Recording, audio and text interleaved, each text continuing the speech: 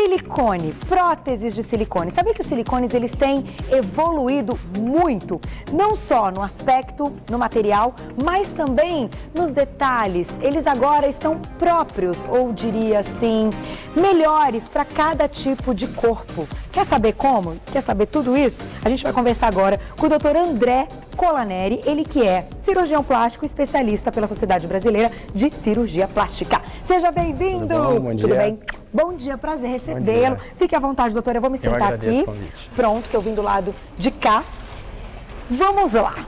Falar de evolução de silicone é um assunto interessante, até porque a gente sabe que hoje, principalmente no Brasil, o número de cirurgias plásticas e de próteses de silicone para colocação de próteses tem aumentado e muito. Acho que a gente já chega aí ao segundo, nós estamos em segundo lugar no mundo, só perdemos para os Estados Unidos ou não? Estou enganada.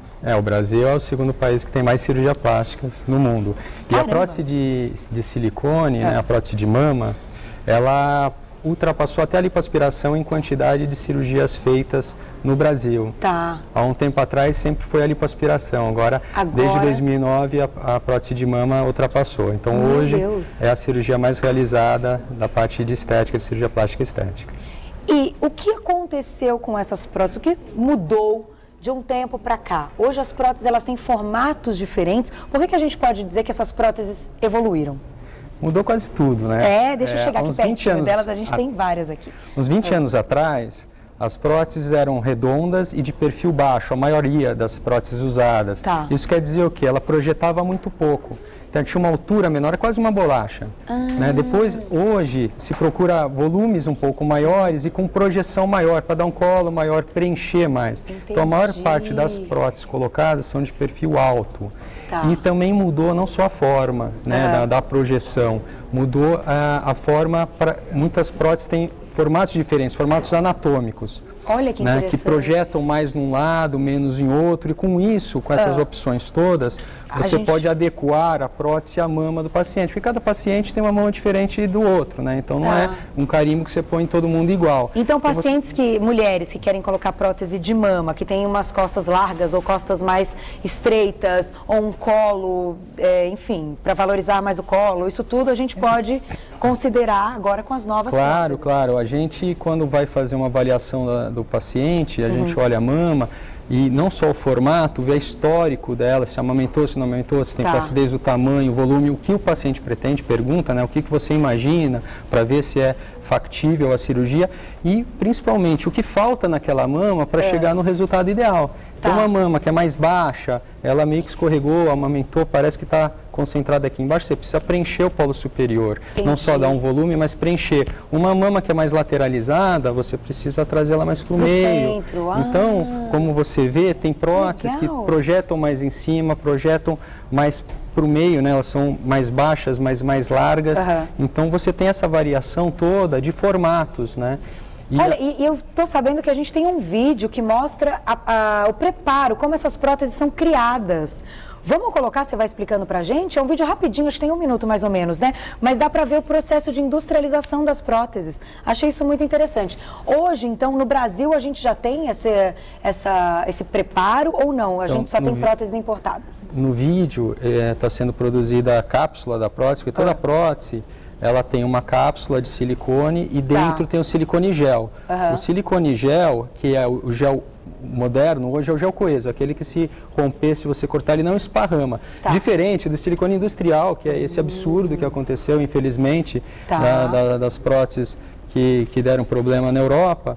E o gel correto é um gel coeso, é um gel firme, né, que é o gel medicinal, digamos assim. Olha que legal!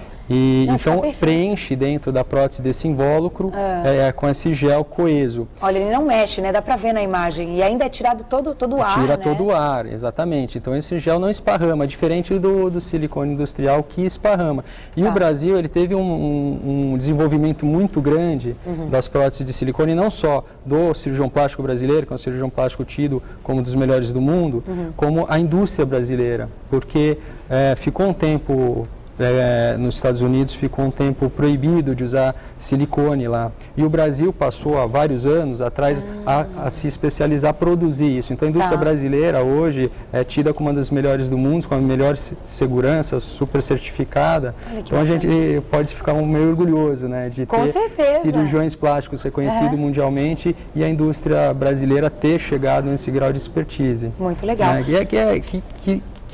que destoa, né, com tudo isso que a gente ouve, esses problemas gravíssimos de terem usado um material totalmente diferente do silicone medicinal. Qual foi o problema? Vamos falar do problema mais uma vez, porque há algumas semanas a gente acompanhou, a mídia toda acompanhou, só que aqui no Você Bonita a gente ainda não tinha tido oportunidade. Já que a gente marcou uma pauta para falar sobre o silicone, eu acho legal a gente citar mais uma vez para quem está acompanhando o problema agora.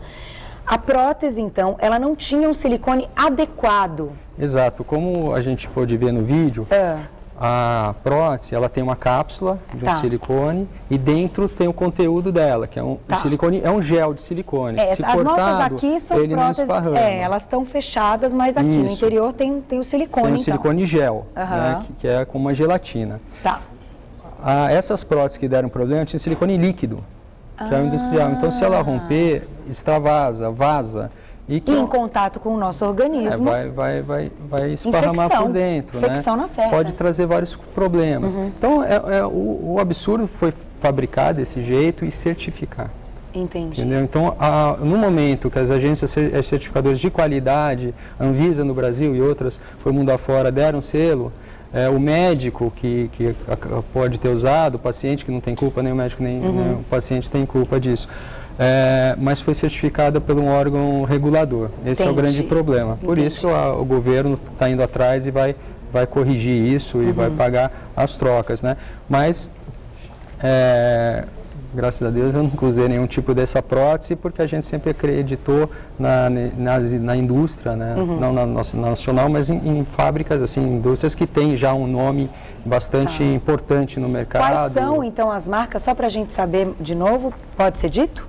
As marcas que deram problema ou não? Foi a PIP e a Rofil. São as duas marcas que deram problemas.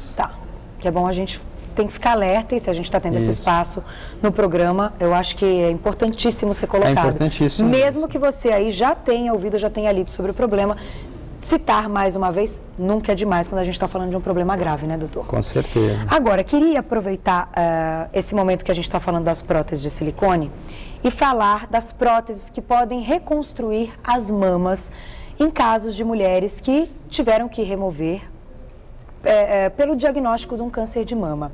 Hoje, como tem sido feito isso no Brasil? A gente já pode dizer também que a gente está num grau aí máximo superior, no caso de não só das próteses que acabam sendo aí esteticamente falando mais bonitas, quem coloca o silicone para aumentar os seios, mas nas próteses que vão reconstituir a mama. A reconstrução de mama depois de uma cirurgia de extração de um câncer, o raciocínio do médico é muito parecido com o raciocínio de estética, você olhar o que está faltando. Então, entre o mastologista, tira o tumor, vai sobrar alguma falta, né, de tecido ali, daí o cirurgião plástico vai avaliar e escolher a prótese adequada. Lógico, ele já conversou com o mastologista, já sabe o que vai ser feito, então já chega preparado. Qual a diferença da prótese? Não tem uma prótese específica para reconstrução de mama. Você pode escolher qualquer das próteses que são usadas também na estética. Isso depende muito do que vai ser feito, do que vai ser retirado de tecido. Essa cirurgia pode ser feita junto com a cirurgia da retirada? Sim, geralmente e é bem indicado para que o paciente tenha um pós-operatório, que até já tem alguns trabalhos mostrando que o prognóstico dele é melhor. Ele vai se sentir melhor, não vai se sentir amputado, a recuperação é melhor, o retorno às atividades é melhor. Então está indicado, é possível e é a conduta atual, na verdade, reconstruir no mesmo tempo. O que acontece é que quando o mastologista tira um pedaço da mama, né, o pedaço doente, ele vai causar uma deformidade diferente do que o estético, que na verdade você vai preencher um polo superior, alguma coisa que falta naturalmente na mama.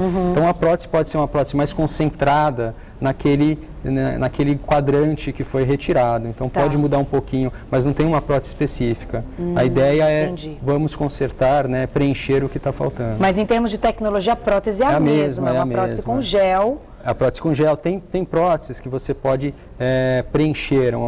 É por isso que eu estou te perguntando, eu já ouvi. Você pode preencher isso. Você põe uma prótese que é um expansor e você vai preenchendo com solução salina, soro fisiológico. Aí tem as que você pode até tirar e deixar aquela prótese lá. Mas isso depende, né? Porque quando a gente fala de tumor, reconstrução, tem um leque muito grande. Entendi, mas então hoje já existem todas essas opções. Existe essa prótese que você vai expandindo o tecido, às vezes quando é um tecido que não tem suficiente ali, geralmente quando não é na reconstrução imediata. Porque quando você vai fazer a reconstrução imediata, que você leva tecido para lá, ou das costas, ou do abdômen, então você tem um tecido que você trouxe de outro lugar que vai recobrir essa prótese. Agora, se tirou, ficou sem a mama com o tempo, e daí você tem que esticar aquela pele que já está tensa, aí sim você pode usar o expansor, é mais comum nesses casos. Perfeito. Muito bom. Adorei, doutor. Volte sempre. Eu que agradeço. Nosso tempo voa. A gente poderia ficar aqui falando, né, de diversos exemplos aí de colocação de prótese. Hoje a gente sabe que tem... a gente pode colocar prótese na panturrilha, no bumbum. Homens colocam no peitoral, no braço, na bochecha. Tem em todo lugar. A gente pode colocar prótese já no corpo todo, né?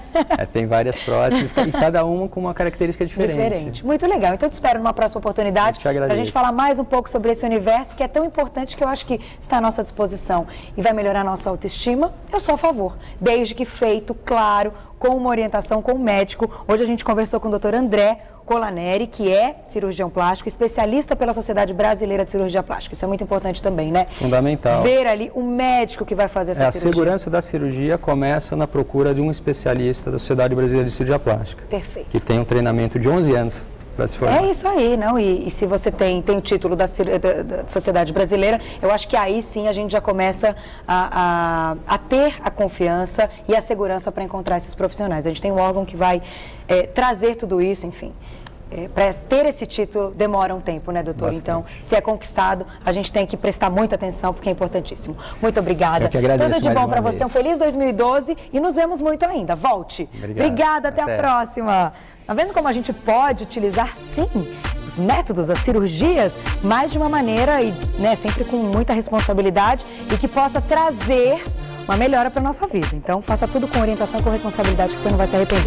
Vamos para o nosso suco de hoje? Vamos terminar, que eu já estourei tudo que eu podia, que eu não podia. Acabaram de me avisar, mas normal. O tempo voa, não é verdade? Então, vamos fechar o programa com muito sabor? Pode rodar nosso suquinho, olha lá.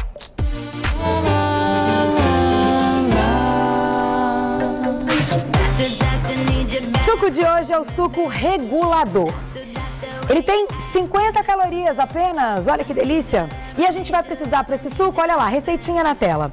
2 folhas de alface lisa, suco de meio limão, meia cenoura média, uma rodela fina de abacaxi e meio copo de água, 150 ml mais ou menos. Eu quero mandar um beijo para Rosana Fará, que é a nutricionista funcional, que tem mandado os sucos dessa semana. Para entrar em contato com ela, só acessar o site rosanafará.com.br. Claudino já soltou a minha música, então pode subir o som!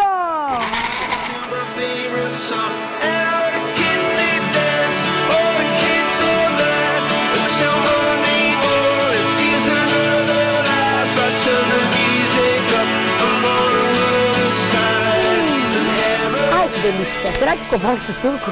Se alface no final, né? Deu... Tá acabando, né, Má? Peraí, tô acabando. Um minutinho, deixa eu experimentar. A Galdina, você pode subir o som. Vamos lá.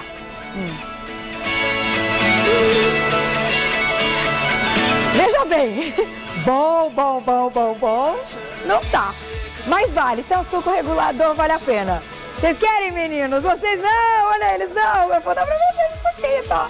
Obrigada pelo carinho. Beijo enorme. A gente volta amanhã, junto com o aniversário da TV Gazeta, aniversário da cidade de São Paulo, esperando por você às 10 da manhã. Beijo enorme. Até amanhã. Sobe o som.